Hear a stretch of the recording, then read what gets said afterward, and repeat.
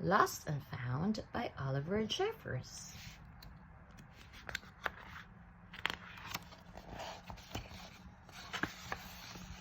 Once there was a boy, and one day he found a penguin at his door. The boy didn't know where it had come from, but it began to follow him everywhere.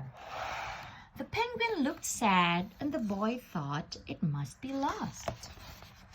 So the boy decided to help the penguin find its way home. He checked in the Lost and Found office, but no one was missing a penguin. He asked some birds if they knew where the penguin came from, but they ignored him. Some birds are like that. The boy asked his duck, but the duck floated away. He didn't know. That night, the boy couldn't sleep for disappointment.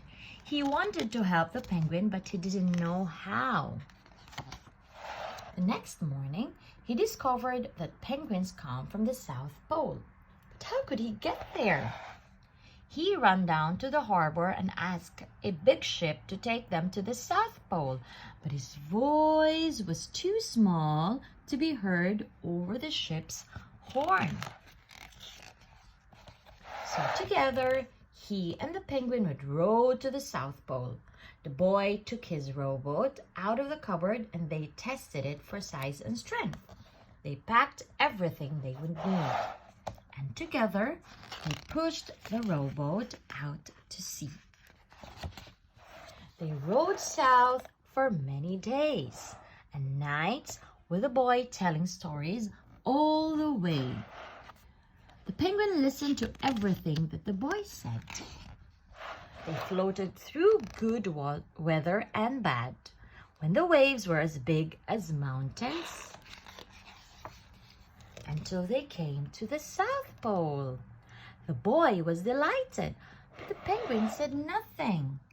Suddenly, it looked sad again as the boy helped it out of the boat.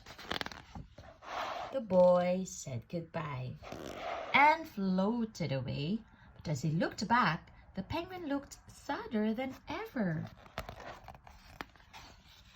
It felt strange to be on his own, and the more he thought, the more he realized he was making a big mistake. The penguin wasn't lost, he was just lonely. Quickly, he turned the boat around and headed back to the South Pole as fast as he could. At last, he reached the pole again. But where was the penguin? The boy searched and searched, but he was nowhere to be found.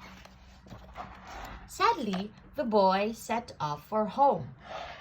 There was no point telling stories because there was no one to listen except the wind and the waves. But then the boy saw something in the water ahead of him. Closer and closer he got until he could see the penguin.